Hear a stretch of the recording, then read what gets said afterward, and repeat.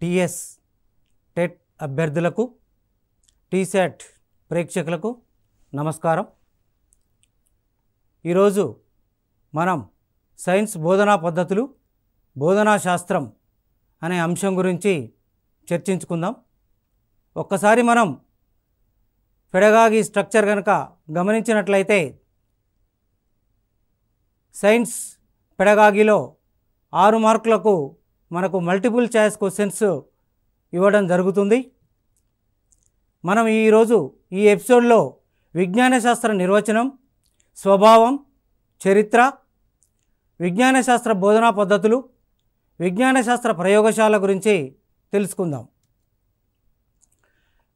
ఈ పెడగాగిలో టెట్ గత ప్రశ్నాపత్రాల్లో అడిగినటువంటి ప్రశ్నలు కనుక మనం పరిశీలించినట్లయితే ఏపీ టెట్ 2018లో అడిగినటువంటి ప్రశ్న మూలకాల ఆవర్తన పట్టికను బోధించుటకు అత్యుత్తమమైన బోధనా పద్ధతి ఏది అని అడిగినప్పుడు ప్రయోగశాల పద్ధతి, అన్వేషణ పద్ధతి, ఉపన్యాస పద్ధతి, ప్రకల్పన పద్ధతి అనేటువంటి జవాబులు ఇవ్వడం జరిగింది.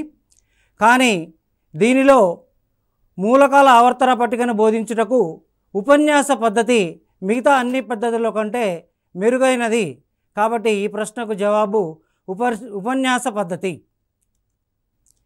అదేవిధంగా ఈ క్రింది పద్ధతికి పునాది జాన్ డ్యూయీ వ్యవహారిక సత్తావాదము అనే ప్రశ్న అడగడం జరిగింది. దీనికి జవాబులుగా చర్చా పద్ధతి, ప్రకల్పన పద్ధతి, ఉపన్యాస ప్రదర్శన పద్ధతి, ఉపన్యాస పద్ధతి అనేటువంటి జవాబులు ఇవ్వడం జరిగింది. జాన్ డ్యూయీ వ్యవహారిక సత్తావాదానికి పునాది ఏ పద్ధతి అంటే ప్రకల్పన పద్ధతి. ఈ ప్రశ్నకు జవాబు ప్రకల్పన పద్ధతి. ప్రకల్పన పద్ధతిలో కాలాన్ని కొలవడం అనే అంశాన్ని బోధించుటకు ఉపయోగపడే ప్రాజెక్టు రకం. జవాబులు దృశ్య ప్రాజెక్టు, నిరూపణ ప్రాజెక్టు, అన్వేషణ ప్రాజెక్టు, నిర్మాణాత్మక ప్రాజెక్టు. ఈ ప్రశ్నకు జవాబు దృశ్య ప్రాజెక్టు. ఎందుకంటే కాలాన్ని కొలవడము అనేటువంటి అంశము దృశ్య విషయాలకు సంబంధించినటువంటి అంశం కాబట్టి దీనికి జవాబు దృశ్య ప్రాజెక్టు. ఆర్కిమిడీస్ సూత్రాన్ని కనుగొనుట అనే పాఠాన్ని చారిత్రక పద్ధతి ద్వారా బోధించుటకు వాడే ఉపగమము అనే ప్రశ్నకు జవాబులుగా జీవిత చరిత్ర ఉపగమము, సాంఘిక ఉపగమము, పరిణామ ఉపగమము, ఉపాఖ్యాన ఉపగమం అనేటువంటి జవాబులు ఇవ్వడం జరిగింది. అయితే ఆర్కిమిడీస్ సూత్రము అనేటువంటిది చరిత్రకు సంబంధించినటువంటి అంశం అయినప్పటికీ అది జీవిత చరిత్రను సూచించట్లేదు. కాబట్టి ఆర్కిమిడీస్ సూత్రం కనుగొనుట అనేటువంటిది ఒక ప్రత్యేక సందర్భంలో జరిగింది. కాబట్టి దీన్ని బోధించుటకు వాడే ఉపగమము ఉపాఖ్యాన ఉపగమము అనే జవాబు సరైనటువంటి జవాబు. ఈ బోధనా పద్ధతిలో ఉపాధ్యాయుడు తక్కువ సమయంలో గరిష్ట విషయాన్ని ఎక్కువ మంది విద్యార్థులకు బోధించగలడు. మనం ఒకసారి జవాబులు పరిశీలించినట్లయితే ప్రదర్శనా పద్ధతి, కృత్య పద్ధతి, ఉపన్యాస పద్ధతి, ప్రయోగశాల పద్ధతి. అయితే ప్రయోగశాల పద్ధతి కూడా గరిష్ట సమయమే పడుతుంది, కృత్య పద్ధతి కూడా గరిష్ట సమయమే పడుతుంది, ప్రదర్శనా పద్ధతి కూడా గరిష్ట సమయమే పడుతుంది. కాబట్టి ఈ ప్రశ్నకు ఉపాధ్యాయుడికి తక్కువ సమయంలో ఎక్కువ విషయాన్ని బోధించడానికి ఉపయోగపడే బోధనా పద్ధతి ఉపన్యాస పద్ధతి. జవాబు ఉపన్యాస పద్ధతి. లోలకం 3వ సూత్రాన్ని నిరూపించడం అనే పాఠ్యాంశాన్ని బోధించుటకు వాడదగ్గ ఉత్తమ ప్రాజెక్టు. అక్కడ ప్రాజెక్టులలో పరిశీలన, సృజనాత్మకత, అన్వేషణ, నిర్మాణాత్మకత అనేటువంటి జవాబులు ఇవ్వడం జరిగింది. కానీ ఈ సూత్రాన్ని నిరూపించడానికి అన్వేషణ ప్రాజెక్టు ఉత్తమమైన ప్రాజెక్టు. కాబట్టి జవాబు అన్వేషణ. పని చేస్తూ నేర్చుకోవడం, నిజ జీవితంలో జీవిస్తూ నేర్చుకోవడం అనేవి ఈ పద్ధతి యొక్క మౌలిక సూత్రాలు. అయితే ఉపన్యాస పద్ధతి, అన్వేషణ పద్ధతి, ఉపన్యాస ప్రదర్శన పద్ధతి, కృత్య పద్ధతి. ఈ 4 జవాబుల్లో అన్వేషణ పద్ధతి అనేటువంటిది ఈ ప్రశ్నకు సరైనటువంటి జవాబు. పాఠశాల కరిక్యులంలో దాదాపు అన్ని సబ్జెక్టుల బోధనకు తగిన పురాతనమైనది, అనుకూలమైనది మరియు ఖర్చు లేని బోధనా పద్ధతి. క్రింది 4 జవాబులు ప్రదర్శనా పద్ధతి, వనరుల పద్ధతి, కథాకథన పద్ధతి, ఉపన్యాస పద్ధతి. అయితే అన్ని సబ్జెక్టులను బోధించుటకు అనుకూలమైనటువంటి ఖర్చులైనటువంటి పద్ధతి ఏదైనా ఉంది అంటే అది ఉపన్యాస పద్ధతే. ఇది 2011 టీఎస్ టెట్ పేపర్లో అడిగినటువంటి ప్రశ్న. ఈ క్రింది రిజిస్టర్లో నమోదు చేసే వస్తువులు కొనడానికి కొటేషన్స్తో పని లేదు. అయితే వాడే వస్తువుల స్టాక్ రిజిస్టర్, తాత్కాలిక సామగ్రి స్టాక్ రిజిస్టర్, పగలని వస్తువుల స్టాక్ రిజిస్టర్, పగిలే వస్తువుల స్టాక్ రిజిస్టర్ అనే 4 జవాబులు ఇవ్వడం జరిగింది. కొటేషన్స్తో పని లేనటువంటి రిజిస్టర్ ఏదైతే ఉందో అది తాత్కాలిక సామగ్రి స్టాక్ రిజిస్టర్, దానికి కొటేషన్స్తో పని లేదు. జీవశాస్త్ర స్పెసిమెన్లను ప్రయోగశాలలో దీర్ఘకాలం తడి స్థితిలో భద్రపరచడానికి ఈ రసాయనాన్ని వాడుతారు. పాదరసం, స్పిరిట్, ఫార్మాలిన్, ఆల్కహాల్. ఈ ప్రశ్నకు జవాబు ఈ జీవశాస్త్రంలో ఉండబడేటువంటి స్పెసిమెన్లను భద్రపరచడానికి ఫార్మాలిన్ అనేటువంటి రసాయనాన్ని వాడుతారు. ప్రయోగశాలలో క్రింది కారణాల వలన అగ్ని ప్రమాదం జరిగినప్పుడు మంటలపై పొడి ఇసుక చల్లుతారు. విద్యుత్ మంటలు, సులభంగా నిప్పు అంటుకునే ద్రవాలు, సాధారణంగా మండే వస్తువులు, లోహం నుండి వచ్చే మంటలు. ఏపీ టెట్ 2018లో అడిగినటువంటి ఈ ప్రశ్న పలుమార్లు రావడం జరిగింది. ఈ ప్రశ్నకు జవాబు లోహం నుండి వచ్చే మంటలను మాత్రమే మనం పొడి ఇసుక చల్లార్పుతాం. మనం ఒక్కసారి విజ్ఞాన శాస్త్ర నిర్వచనాన్ని కనుక పరిశీలించినట్లయితే అనేక మంది విద్యావేత్తలు విజ్ఞాన శాస్త్రాన్ని వివిధ రకాలుగా నిర్వచించారు. వాటిలో కొన్ని ప్రయోగాల పరిశీలనల నుండి అభివృద్ధి చెంది తరువాతి ప్రయోగాత్మక పరీక్షలకు, పరిశీలనలకు ఫలితాలను ఇస్తూ తమ మధ్య పరస్పర సంబంధాలు కలిగిన భావనల పథకాల శ్రేణులే విజ్ఞాన శాస్త్రం. ఈ నిర్వచనాన్ని ప్రముఖ శాస్త్రవేత్త జేమ్స్ బి కోనాంట్ అనేటువంటి శాస్త్రవేత్త వివరించడం జరిగింది. అదేవిధంగా ఇంకో నిర్వచనాన్ని పరిశీలించినట్లయితే భౌతిక ప్రపంచాన్ని, ప్రకృతి నియమాలను, సమాజాన్ని పరిశీలించడం ద్వారా, సత్యాలను పరీక్షించడం ద్వారా వచ్చిన వ్యక్తీకరించబడిన జ్ఞానమే విజ్ఞాన శాస్త్రం. అంటే విజ్ఞాన శాస్త్రము ప్రకృతి నియమాలను, పరిశీలనలను, సత్యాలను పరీక్షించడం ద్వారా ఒక వ్యవస్థీకరించబడినటువంటి జ్ఞానము అనేటువంటిది ఈ యొక్క నిర్వచనానికి వివరణ. దీనిని ఆక్స్ఫర్డ్ అడ్వాన్స్డ్ లెర్నర్ డిక్షనరీ ఈ యొక్క నిర్వచనాన్ని పేర్కొనడం జరిగింది. శాస్త్రవేత్తలు సైన్సును 2 కోణాల్లో చూడడం జరిగింది. ఒకటి స్తబ్ద దృష్టి, 2 గతిశీల దృష్టి. సైన్సును స్తబ్ద దృష్టితో చూసినప్పుడు విషయాత్మకంగా కనిపిస్తుంది. విషయాత్మకంగా అంటే విషయాలు భావనల రూపంలో, నియమాల రూపంలో, సూత్రాల రూపంలో మనకు గోచరిస్తాయి. అదే సైన్సును గతిశీల దృష్టితో చూసినప్పుడు కృత్యంగా, ప్రక్రియగా, ఒక పద్ధతిగా కనిపిస్తుంది. అంటే సైన్సు ప్రస్తుతం మనకు ప్రక్రియాత్మకంగా సైన్సును మనం పరిగణించడం జరుగుతుంది. అందుకే విజ్ఞాన శాస్త్రాన్ని కనుక మనం నిర్వచించాల్సి వస్తే, విజ్ఞాన శాస్త్రాన్ని కనుక మనం పేర్కొనాల్సి వస్తే, విజ్ఞాన శాస్త్రము శాస్త్రజ్ఞానము, శాస్త్రీయ పద్ధతి, శాస్త్రీయ వైఖరి యొక్క సమాహారంగా మనం చెప్పవచ్చు. విజ్ఞాన శాస్త్ర స్వభావాన్ని కనుక మనం పరిశీలించినట్లయితే విజ్ఞాన శాస్త్రము ప్రకృతిని పరిశీలించే ఒక ప్రత్యేక విధానం. ప్రకృతిని పరిశీలించడం అంటే మన చుట్టూ ఉన్నటువంటి జరిగేటువంటి ప్రాకృతిక విషయాల గురించి మనం గమనించాలి.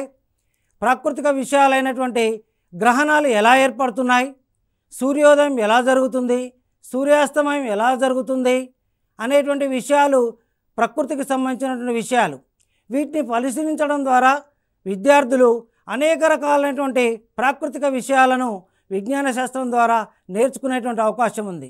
అదేవిధంగా ప్రకృతి సంబంధమైన విషయాలు అంటే తుఫాన్లు, వడగాలులు ఏ విధంగా ఉద్భవిస్తాయి, ఏ విధంగా వస్తాయి అనేటువంటి అంశాల పట్ల కూడా మనం ప్రకృతిని చూస్తూ గమనిస్తూ మనం నేర్చుకోవచ్చు. విజ్ఞాన శాస్త్రము వేగంగా విస్తరిస్తున్న జ్ఞాన సముదాయం. ఒక్కసారి మనం విజ్ఞాన శాస్త్రాన్ని పరిశీలిస్తుంటే నేటి జ్ఞానము మన గతంలో లేదు. ఎందుకంటే ఒకప్పుడు మనకు రేడియోనే ఒక అద్భుతం, కానీ ప్రస్తుతం మనం శాటిలైట్ ద్వారా కూడా మన విజ్ఞానాన్ని పొందుతున్నాం. కాబట్టి వేగంగా శరవేగంగా అభివృద్ధి చెందుతున్నటువంటి శాస్త్రంగా మనం విజ్ఞాన శాస్త్రాన్ని అభివర్ణించవచ్చు. అదేవిధంగా ఈ జ్ఞాన సముదాయం అనేటువంటిది ఒక్క రోజులో కలిపినటువంటి జ్ఞానం అనేటువంటిది కాదు. శరవేగంగా అభివృద్ధి చెందినటువంటి విస్తరించినటువంటి జ్ఞానము ఒక వ్యవస్థీకరించడం చేత, ఈ క్రమబద్ధీకరించడం చేత విజ్ఞాన శాస్త్రము ప్రోదుపడింది. విజ్ఞాన శాస్త్రము పరస్పర సంబంధం గల విషయాల అధ్యయనం. ఎందుకంటే విజ్ఞాన శాస్త్రము ఒక శాస్త్రము కాదు. విజ్ఞాన శాస్త్రంలో భౌతిక శాస్త్రము, రసాయన శాస్త్రము, జీవశాస్త్రంలో రకాలైనటువంటి బోటనీ, జువాలజీ లాంటి సబ్జెక్టులన్నీ కూడా ఇమిడి ఉన్నాయి. అందుకే ఒక సబ్జెక్టుకు మరొక సబ్జెక్టుకు సహసంబంధం ఉంటుంది. పరస్పర సంబంధం వల్లనే సబ్జెక్టులు అనేటువంటి మనుగడకు అవకాశం ఉంది.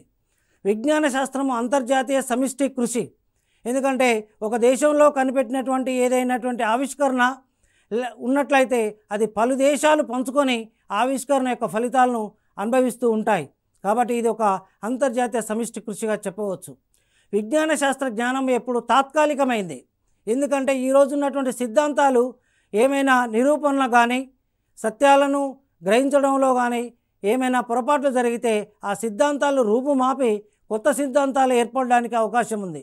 ఎందుకంటే ఒకప్పుడు భూకేంద్రక సిద్ధాంతం అనేటువంటిది చెల్లుబాటులో ఉండే, తర్వాత సూర్యకేంద్రక సిద్ధాంతం వచ్చిన పిదప భూకేంద్రక సిద్ధాంతం అనేటువంటి మరుగున పడిపోయింది. కాబట్టి విజ్ఞాన శాస్త్రం ఎప్పుడు కూడా తాత్కాలికమైంది. విజ్ఞాన శాస్త్రము సంశయాత్మక వాదాన్ని ప్రోత్సహిస్తుంది.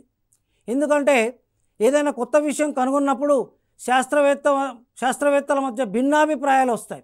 దాన్ని ఒకేసారి అంగీకరించకుండా దాన్ని సంశయాత్మక దృష్టితో చూసి, విభిన్న కోణాల్లో చూసి దాన్ని అంగీకరించడం జరుగుతుంది. విజ్ఞాన శాస్త్రము దాని సాధకుల నుంచి పట్టుదలను కోరుకుంటుంది.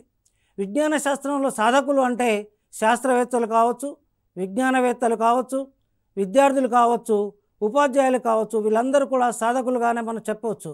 వాళ్ళ నుంచి పట్టుదలతో కూడినటువంటి అవకాశాన్ని విజ్ఞాన శాస్త్రం కోరుకుంటుంది.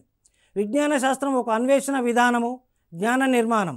విజ్ఞాన శాస్త్రము ఎందుకంటే అన్వేషణ స్థానంలోనే ఎల్లప్పుడూ మనకు గోచరిస్తూ ఉంటుంది.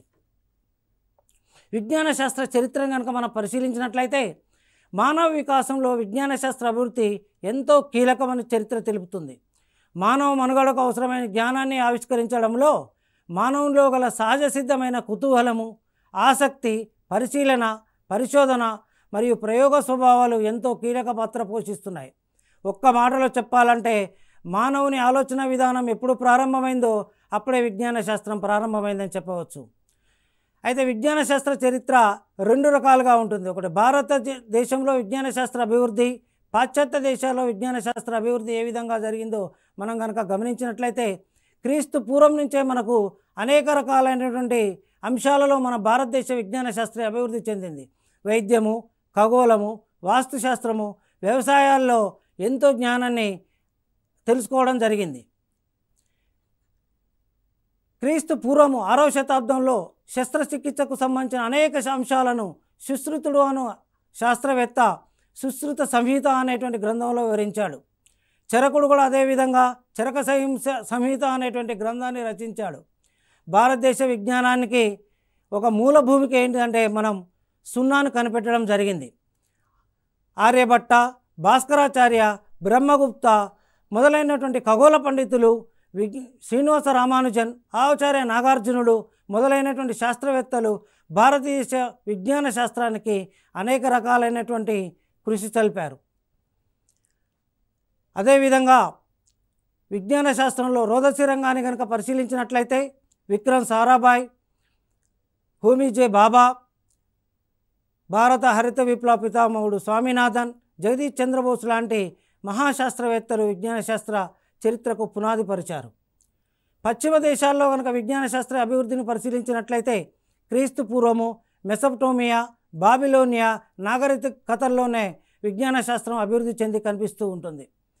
ఈజిప్షియన్లు నీటి గడియారము, పిరమిడ్ల నిర్మాణం లాంటి వైజ్ఞానిక పద్ధతులు వాడి విజ్ఞాన శాస్త్ర అభివృద్ధికి బాటలు వేశారు. గ్రీకుల కాలంలోనే ఖగోళ శాస్త్రము, గణితము, వృక్షశాస్త్రము, భౌతిక శాస్త్రము, వైద్యశాస్త్రం మొదలైనటువంటి విస్తృతమైనటువంటి అభివృద్ధి చెందాయి. విజ్ఞాన శాస్త్ర నిర్మాణాన్ని కనుక మనం పరిశీలించినట్లయితే విజ్ఞాన శాస్త్ర నిర్మాణంలో 2 స్పష్టమైన విభాగాలు ఉన్నాయి. అవి విజ్ఞాన శాస్త్ర ఉత్పత్తి, ఒకటి దీన్నే ద్రవ్యాత్మక లేదా విషయాత్మక నిర్మాణం అంటాం. రెండవది విజ్ఞాన శాస్త్ర ప్రక్రియ, విజ్ఞాన శాస్త్ర ప్రక్రియాత్మక నిర్మాణం అంటాం. విజ్ఞాన శాస్త్ర ద్రవ్యాత్మక నిర్మాణాన్ని కనుక మనం పరిశీలించినట్లయితే శాస్త్రీయ సత్యాలు దీంట్లో గోచరిస్తాయి. శాస్త్రీయ సత్యాలు అంటే ఎప్పటికీ సత్యాలే ఇవి. ఉదాహరణ కనుక మనం గమనించినట్లయితే పదార్థాలు వేడి చేస్తే వ్యాకోచిస్తాయి అనేటువంటిది ఒక సత్యం. భావనలు మనం ప్రత్యక్ష పరిశీలనల ద్వారా మనం భావనలు ఏర్పరచుకునేటువంటి అవకాశం ఉంటుంది. సాధారణీకరణలు అంటే సత్యాల మధ్య మనం ఏర్పరిచేటువంటి ఒక సామాన్యీకరణ భావనే సాధారణీకరణలుగా మనం చెప్పుకోవచ్చు. సూత్రాలు అనేటువంటి బాగా రూఢి చేయబడినటువంటి సాధారణీకరణలే సూత్రాలుగా రూపుదిద్దుకుంటాయి. సాధారణీకరణాలను మనం 2 లేదా 3 సాధారణీకరణాలను మనం ఒక సిద్ధాంత రూపంలో కూడా మనం పరిశీలించవచ్చు. నియమాలకు ఉదాహరణలు చూసినట్లయితే బాయిల్ నియమం, చార్లెస్ నియమాలు లాంటివి కూడా మనకు విషయాత్మక నిర్మాణం కింద మనకు గోచరిస్తూ ఉంటాయి. విజ్ఞాన శాస్త్ర ప్రక్రియాత్మక నిర్మాణాన్ని కనుక మనం పరిశీలించినట్లయితే ప్రక్రియా నైపుణ్యాలు, మనకు విజ్ఞాన శాస్త్రంలో ప్రక్రియా నైపుణ్యాలు ఏంటి అంటే పరిశీలించడం, ప్రశ్నించడం, పరికల్పనలు చేయడం, వర్గీకరించడం, పరికల్పనలను నిరూపణ చేయడం లాంటివన్నీ కూడా మనం ప్రక్రియా నైపుణ్యాల కింద తీసుకోవచ్చు. పద్ధతులు, వైఖరులు, శాస్త్రీయ వైఖరులు, శాస్త్రీయ పద్ధతులు అన్నీ కూడా ఈ ప్రక్రియాత్మక నిర్మాణం కిందకి వస్తూ ఉంటాయి. విజ్ఞాన శాస్త్ర విలువలను కనుక మనం పరిశీలించినట్లయితే బౌద్ధిక విలువ, విజ్ఞాన శాస్త్రం పఠించడం వల్ల బౌద్ధిక విలువ అనేటువంటి అంటే ఇంటెలెక్చువల్ వాల్యూ అనేటువంటి డెవలప్ అవుతుంది. వృత్తి విలువ, విజ్ఞాన శాస్త్రాన్ని పఠించడం వల్ల మన వృత్తికి సంబంధించినటువంటి వృత్తి అంటే ప్రొఫెషనల్ సంబంధించినటువంటి వాల్యూ డెవలప్ అవుతుంది. విజ్ఞాన శాస్త్రాన్ని పఠించడం వల్ల శాస్త్రీయ వైఖరి, శాస్త్రీయ సిద్ధాంతాలు అనేటువంటి శాస్త్రీయ పద్ధతి ద్వారా శాస్త్రీయ వైఖరి డెవలప్ అవుతుంది. సాంస్కృతిక విలువ, విజ్ఞాన శాస్త్రాన్ని పఠించడం వల్ల సాంస్కృతిక విలువ డెవలప్ అవుతుంది. క్రమశిక్షణ విలువ, విజ్ఞాన శాస్త్రాన్ని మనం నేర్చుకోవడం వల్ల మనకు క్రమశిక్షణ అనేటువంటిది విద్యార్థుల్లో అవలంబించబడుతుంది. విరామకాల సద్వినియోగ విలువ, విజ్ఞాన శాస్త్రాన్ని మనం తరచి చూసినట్లయితే విరామ సమయ కాలంలో విజ్ఞాన శాస్త్రం సంబంధించినటువంటి నమూనాలు తయారు చేసుకోవడం లాంటివి కూడా విజ్ఞాన శాస్త్రం వల్ల మనకు ఉపయుక్తం అవుతాయి. ఉపయోగిత విలువ, విజ్ఞాన శాస్త్రాన్ని మనం పఠించడం వల్ల అది నిత్య జీవితంలో మనకు ఉపయోగపడుతుంది. ప్రతినిత్యం కూడా మన నిత్య జీవితంలో కూడా విజ్ఞాన శాస్త్రం ఉపయోగపడుతుంది. విజ్ఞాన శాస్త్రం పఠించడం వల్ల నైతిక విలువ డెవలప్ అవుతుంది. నైతిక విలువ అంటే శాస్త్రవేత్తలు పరిశీలించినటువంటి అవలంబించినటువంటి విషయాలు మనకు గోచరిస్తుంటాయి. శాస్త్రీయ పద్ధతిలో శిక్షణ విజ్ఞాన శాస్త్రం పఠించడం వల్ల వస్తుంది. సృజనాత్మక విలువ డెవలప్ అవుతుంది. మనకు అంటే డిఫరెంట్ థింకింగ్ అనేటువంటిది విజ్ఞాన శాస్త్రం పఠించడం వల్ల మనకు డెవలప్ అవుతుంది. సౌందర్యాత్మక విలువ, విజ్ఞాన శాస్త్రం పఠించడం వల్ల మనకు విజ్ఞాన శాస్త్రంలో అణువు, పరమాణువు లాంటివి కాకుండా 100 మౌలిక కణాలు అనేటువంటివి ఉంటాయి అని అంటే ప్రకృతిలో ఒదిగి ఉన్న సౌందర్యం అనేటువంటిది విజ్ఞాన శాస్త్రం పఠించడం వల్ల మనకు విజ్ఞాన సౌందర్యాత్మక విలువ మనకు పాదుకొల్పుతుంది. ఉన్నత జీవితానికి భూమిక విలువ, విజ్ఞాన శాస్త్రాన్ని పఠించడం వల్ల మన భావి జీవితానికి విజ్ఞాన శాస్త్రం బాటలు వేస్తుందని చెప్పవచ్చు. ముఖ్యంగా విజ్ఞాన శాస్త్ర బోధనా పద్ధతులు కనుక మనం గమనించినట్లయితే ఉపాధ్యాయ కేంద్రీకృత పద్ధతులు, విద్యార్థి కేంద్రీకృత పద్ధతులు. ఉపాధ్యాయ కేంద్రీకృత పద్ధతులు అంటే తరగతి గదిలో ఉపాధ్యాయుడు ఎక్కువగా తన తీసుకునేటువంటి పద్ధతులనే ఉపాధ్యాయ కేంద్రీకృత పద్ధతులు అంటారు. అంటే ఉపాధ్యాయుని భాగస్వామ్యం తరగతి గదిలో ఎక్కువగా ఉంటుంది. అంటే విద్యార్థికి తక్కువ ప్రాధాన్యత ఇచ్చేటువంటి పద్ధతులే ఉపాధ్యాయ కేంద్రీకృత పద్ధతులు. విద్యార్థి కేంద్రీకృత పద్ధతులు అంటే విద్యార్థి కేంద్రంగా విద్యార్థికి ఎక్కువ భాగస్వామ్యాన్ని కల్పిస్తూ విద్యార్థిని బోధనాభ్యసన ప్రక్రియలో భాగస్వామ్యం చేసేటువంటి పద్ధతులే విద్యార్థి కేంద్రీకృత పద్ధతులు. ఉపన్యాస పద్ధతి, ఉపాధ్యాయ కేంద్రీకృత పద్ధతుల్లో ఉపన్యాస పద్ధతి చాలా ముఖ్యమైనదని చెప్పుకోవచ్చు. ఎందుకంటే చాలా అంశాలను ఉపన్యాస పద్ధతి ద్వారానే మనం బోధిస్తూ ఉంటాం.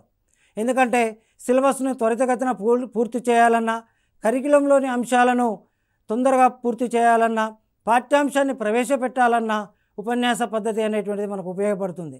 దీని యొక్క ప్రయోజనాలు ఏంటంటే ఉపన్యాస పద్ధతి చాలా గరిష్ట ప్రయోజనాన్ని మన పాఠ్యపుస్తకాల్లో పొందుతుందని చెప్పొచ్చు. ఎందుకంటే తక్కువ సమయంలో ఎక్కువ విషయాన్ని మనం బోధించడానికి ఉపన్యాస పద్ధతి ఉపయోగపడుతుంది. లోపాలు ఏంటంటే ఉపన్యాస పద్ధతిలో విద్యార్థి కృత్యాధార పద్ధతిలో నేర్చుకోవడానికి అవకాశం లేదు. ఎందుకంటే ప్రయోగాలు చేయడం, తర్వాత కృత్యాధార బోధనకు లెర్నింగ్ బై డూయింగ్, ఆచరణ ద్వారా అభ్యసనం అనేటువంటిది ఉపన్యాస పద్ధతిలో ఉండదు. కాబట్టి దీని లోపాలుగా మనం చెప్పుకోవచ్చు. రెండవది ఉపన్యాస ప్రదర్శన పద్ధతి. ఇది ఉపన్యాస పద్ధతి కంటే మెరుగైన ప్రదర్శన పద్ధతి. ఎందుకంటే ఉపాధ్యాయ కేంద్రీకృత పద్ధతిలో ఇది ఒక ఉత్తమమైన పద్ధతిగా చెప్పవచ్చు. ఎందుకంటే ఉపన్యాసంతో పాటు ప్రదర్శన కూడా ఉంటుంది. దీనిలో నమూనాలని ప్రదర్శిస్తూ ఉపాధ్యాయుడు ఆ నమూనాను విద్యార్థులకు చూపిస్తూ విషయాన్ని వివరంగా చెప్పడం జరుగుతూ ఉంటుంది. కాబట్టి దీంట్లో మనం గమనించాల్సినటువంటి అంశం ఏంటంటే ఉపన్యాస ప్రదర్శన పద్ధతికి ముందు ఉపాధ్యాయుడు ప్రదర్శించే నైపుణ్యాలను 1-2 సార్లు ప్రత్యేకంగా పరీక్షించుకొని తరగతి గదిలో ప్రవేశపెట్టాలి.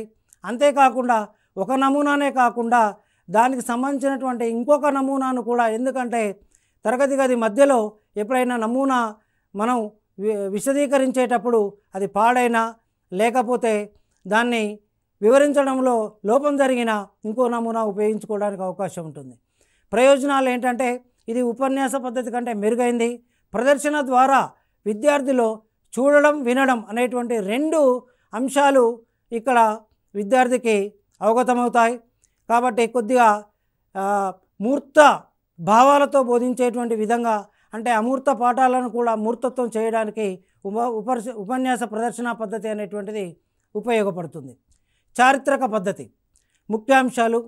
అయితే చారిత్రక పద్ధతిని మనం శాస్త్రవేత్తల జీవిత చరిత్రలు చెప్పినప్పుడు కానీ, చరిత్రను ఒక విజ్ఞాన శాస్త్ర చరిత్రను ఒక క్రమ పద్ధతిలో చెప్పినప్పుడు కానీ ఈ చారిత్రక పద్ధతిని మనం వాడడం జరుగుతుంది.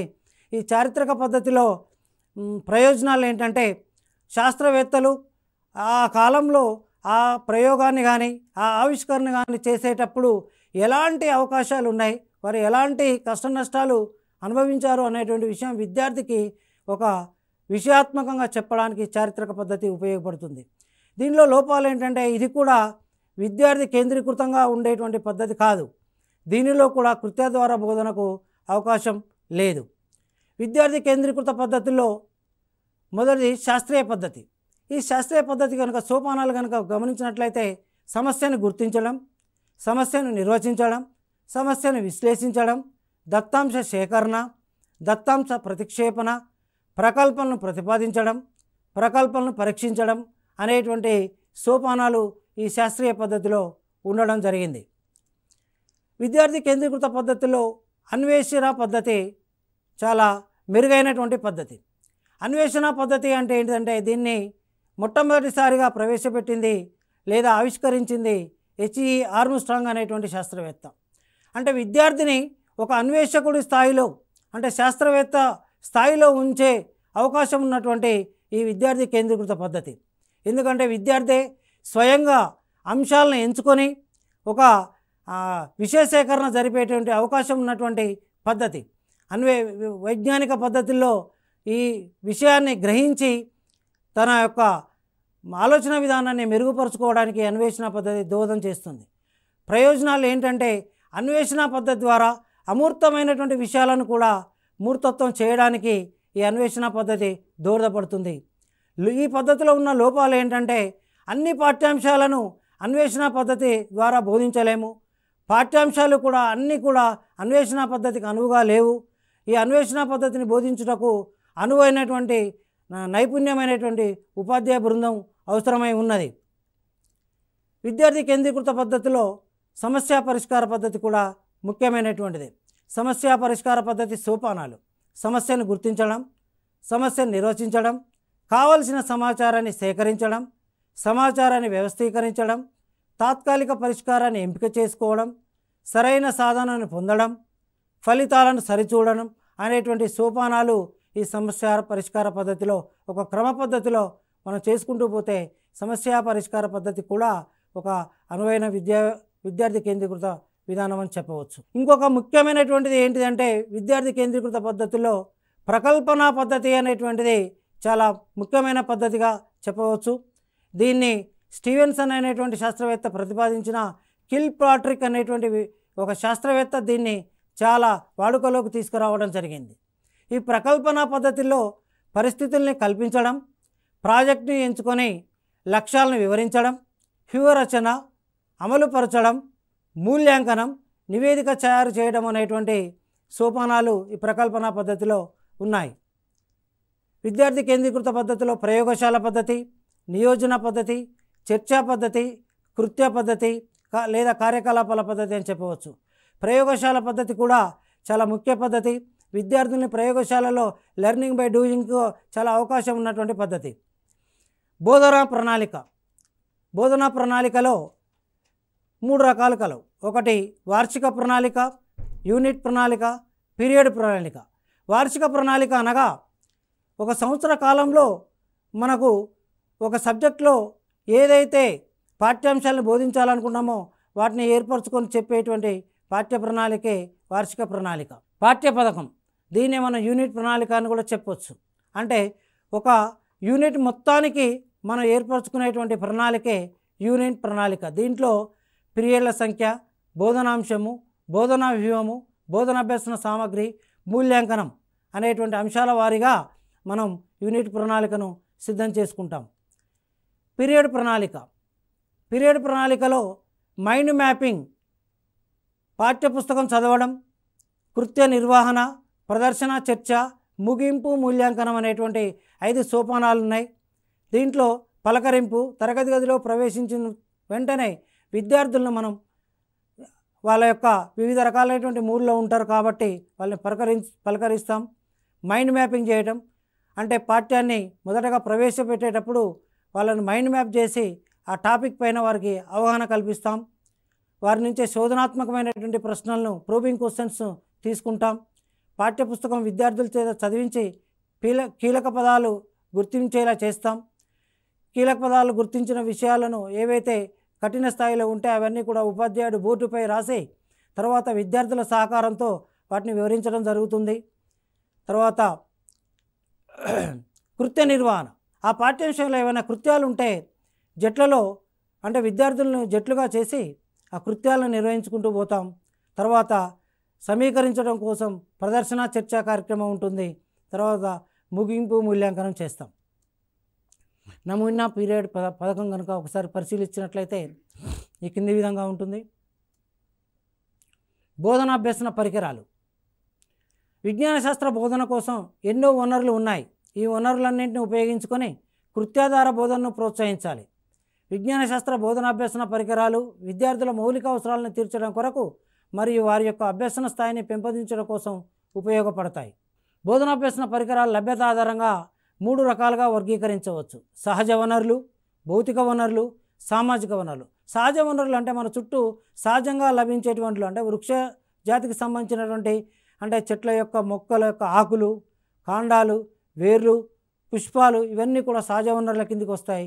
భౌతిక వనరులు అంటే మన ఇళ్లలో ఉండేటువంటి సీసాలు, మూతాలు తర్వాత ఇట్లాంటివన్నీ కూడా మనకు భౌతిక వనరులుగా చెప్పుకోవచ్చు. సామాజిక వనరులు 2 రకాలు. అంటే సమాజాన్ని పాఠశాలలో భాగస్వామ్యం చేయడం ద్వారా కలిగేటువంటి వనరులు, పాఠశాలను సమాజంలో భాగస్వామ్యం చేయడం ద్వారా వనగూరేటువంటి వనరులను ఈ విధంగా మనం సూచించవచ్చు. ఈ ఎపిసోడ్లో మనం విజ్ఞాన శాస్త్ర నిర్వచనం, స్వభావం, చరిత్ర, విజ్ఞాన శాస్త్ర బోధనా పద్ధతులు గురించి మనం తెలుసుకోవడం జరిగింది. మరొక పాఠ్యాంశంతో మళ్ళీ కలుద్దాం. నమస్కారం.